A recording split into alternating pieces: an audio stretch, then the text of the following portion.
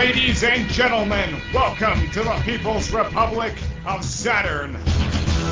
The revolution is on the internet. Broadcasting to the world at www.harrysaturn.com and www.liveaudiowrestling.com. This is your weekly audio check-in from WCW wrestler Perry Saturn. Perry, finally glad to be talking to you when you get a day off. How you feeling today? Tired. Tired. Long road trip, eh? Yeah, too long sometimes. 9 days straight is too much. Yeah, what was it like this last 9 days? I mean, I spoke to you at the beginning and you were still sort of enthusiastic, but then by the end, you're like... We were worn out, We 3-4 hours sleep a night, so it just gets to you.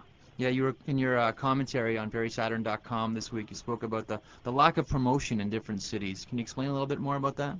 All the houses were... Well, no, actually, Utica wasn't that bad. They did some newspaper ads and stuff, and but the other house shows were really bad. I spoke to Bill Bush about it yesterday, and he said he's going to look into it, that there should be no reason that we're in a town and people don't know we're there. Yeah, don't you guys have promoters in each of the cities or each of the areas? They have a group of promoters. I don't think they're regional, and I don't know, maybe I'm wrong, but it doesn't to me seem like they're doing their job. If you have the Lowell show, the cop work and the detail, didn't know the wrestling was going on. He thought they had a hockey game there that night. Oh, jeez. I mean, if the guy's standing right in front of the building and he doesn't know they're wrestling. Yeah, you were saying you went to gas stations and... or the rest. It doesn't matter at the gym, People just don't know that you're in town. That sucks. Yeah, that's unfortunate. And then to boot, you got injured. Your hip was kind of a mess, and you had a stinger. How's your health these days? My hip's still sore. I'm going to go to the doctor's tomorrow for my stinger because my hands are still numb. So, other than that, I'm just tired, Glad to be home. How many days off do you have? I leave Saturday for the pay-per-view. We don't work Saturday, though, but you have to be in town a day early. Right, so you still get to relax a little bit then. Yeah. That's good. Let's talk about Nitro. Barry, I can't believe you did it. What a dive. Tell me a little bit about what it was like being up there. I'm only up there a second. It's harder for Ray. He has to lay down there and let me fall on him. Whose idea was it to do that? That's my idea. We had to take Ray out for... he has to rehab his knee. His knee's not getting any better. He's missing rehab on the road.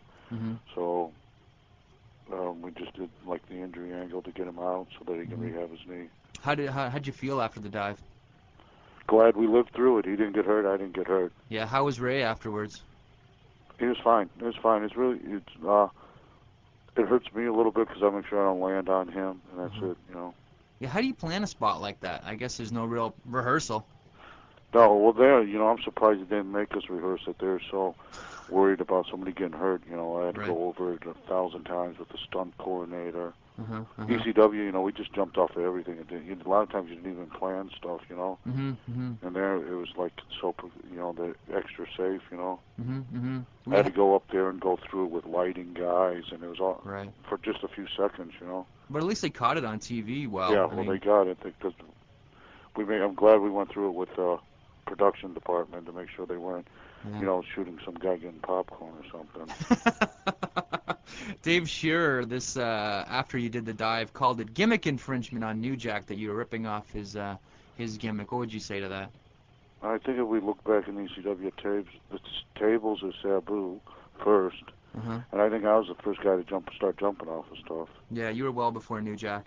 So Dave Shearer should do his homework. If New Jack's offended, I apologize. I'm not limited to doing one thing, so maybe that's why he would be offended, because that's the only thing he can do. No, I don't think he's offended. It came off really great. I'm sure he doesn't care either, Yeah. I caught him a bunch of times. He caught me a bunch of times. You know what I mean? What was Jack like to work with? It was easy. They just do brawling. I rather do wrestling stuff, but their gimmick was brawling, so we just brawled a lot, And the people were really into the program.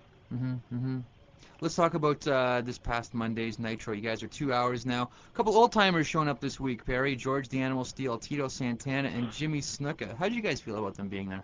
I have no idea what Russo and Ferraro's doing. I have no idea. For this allegedly going to push the young guys, they're really bringing in some guys who, are way past their prime. So I trust these guys, so I'm sure they got some sort of plan, but right now I don't know what it is. Mm-hmm. What did the rest of the guys feel about that? Most of them feel the same way I feel, you know. Yeah. I'm glad to see anybody make money, though. You know, these guys can get a payday out of it. But I don't know if that. I just really don't know where they're going with it. So hopefully it pays off. You know. How do you think it came off on TV? I haven't seen it yet. Oh, okay.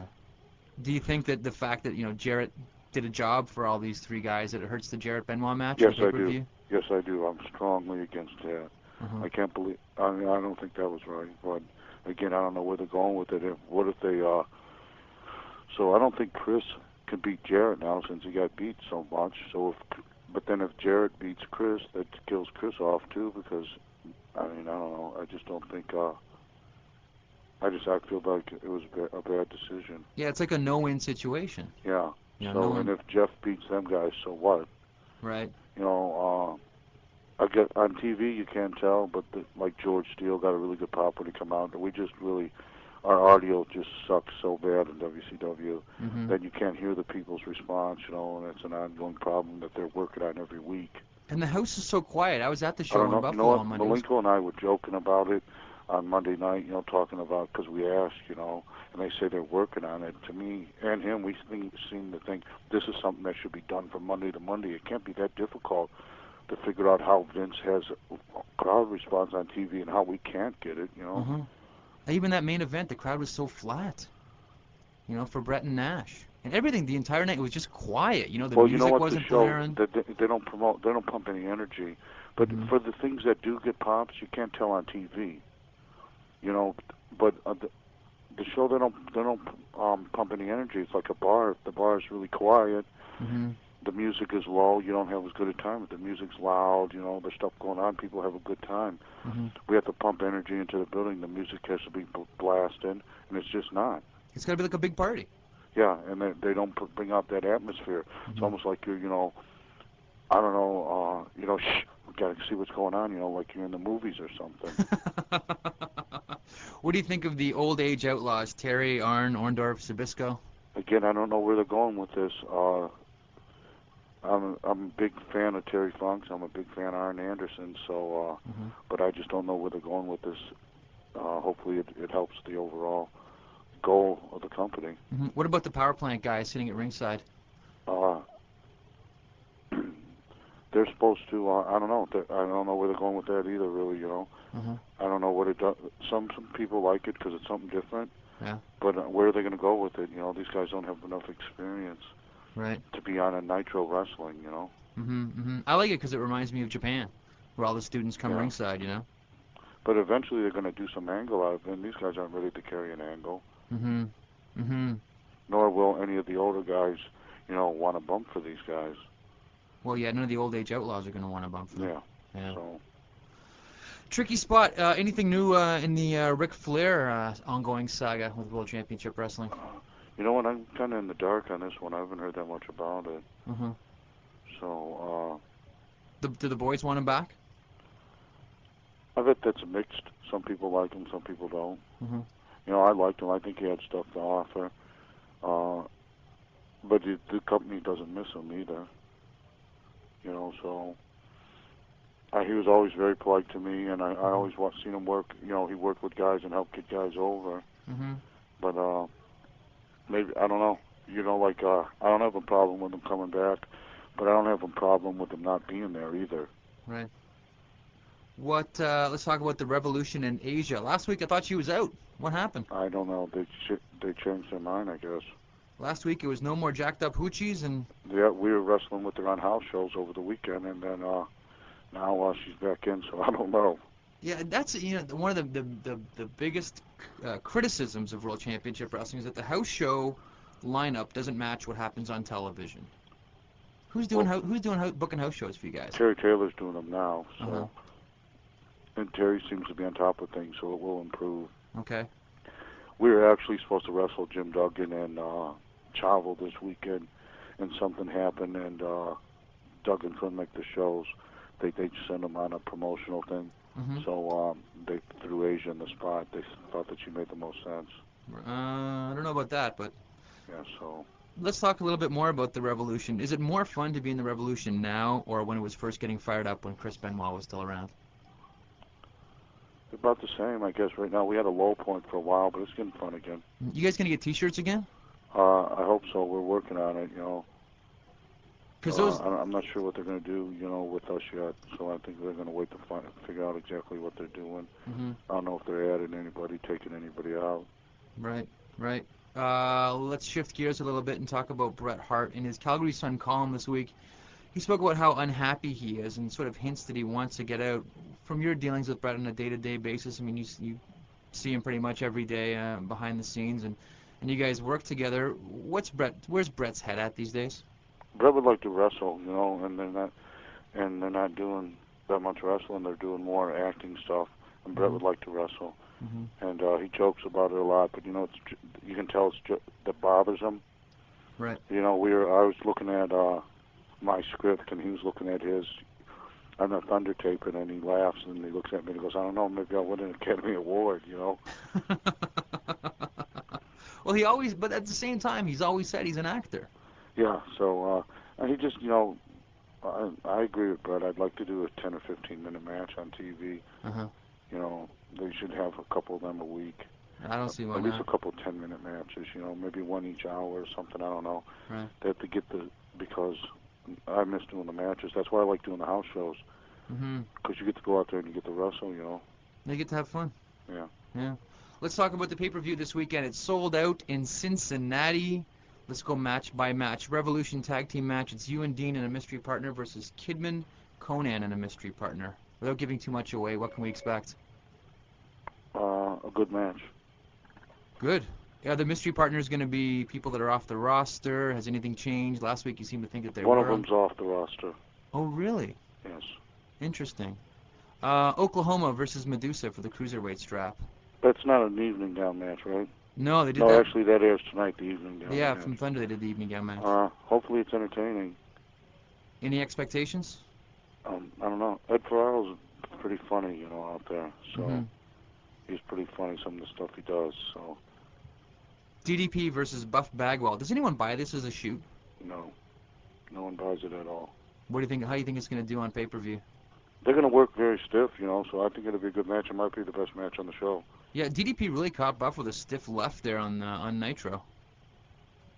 I don't know. See, I didn't talk to them guys afterwards, so I don't know, and I didn't see any of Nitro. Tank Abbott versus Jerry Flynn. That might be all right. I don't know. Is it a regular match, or is it the boiler room match? Do you know what it is? I think it's just going to be a straight match, isn't it? Or do they have some kind of gimmick with it? That might be all right. You know, them guys will work stiff together. I think Jerry Flynn's talented, and Tank's catching on. Well, yeah, what's it like having Tank Abbott around? I don't know, he's just one of the boys. You know, he kind of keeps to himself a lot. You know, when you see him, he talks to people and stuff. He's just, I don't know, he's just one of the boys. He's nothing special, nothing that sticks out about him that you don't like, or me personally, nothing that I think is great. You know, like he's just one of the boys. I like the stuff he's doing in the ring. David Flair versus Vampiro. Wow, I didn't know that was on the show. Yeah. I like David's character. I would think that Crowbar's, is he working? I don't think Crowbar's has been announced yet. So I would think that he's going to do a lot of that match. Right. Kevin Nash versus Terry Funk. Originally it was a powerbomb match, then today on the website they said it was just going to be a hardcore match. I like Terry Funk, so that would be funny. You can bet there'll be a whole bunch of potatoes in that match. Once Funk starts windmilling, forget it. Every one of them's a potato. Oh, it's going to be punch, sorry, punch, sorry? Yes. The match that I'm most looking forward to, and I suspect a lot of wrestling fans are most looking forward to, is the Triple Threat Theater match, Chris Benoit versus Jeff Jarrett. You guys have to be looking forward to this one. Probably will be a monitor sellout. You know what? Yeah, but they're going to come out there 3 different times in the show. So by the time they get out there for the actual match, the first match will probably be the no rope match. Yep, it'll be a straight wrestling match, yeah. And then the second match will probably be, what is it, a bunkhouse match? Bunkhouse brawl, yeah. And then what is the third match? The cage. In the cage. So by the time they get out there for the cage match, the people would be sick of seeing it. You think they'll be sick of seeing those two guys? I mean, I think so. You can only see, every time you're out there, you know, you only want to see them so many times. I mean, they're going to have to really pace themselves and save themselves. Uh-huh. And if you do too little in the first 2 matches, the people are going to be hard at you and not care about you either.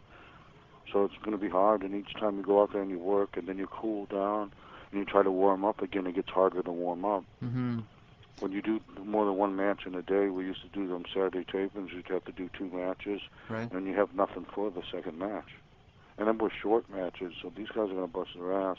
It's just going to be hard to go out there.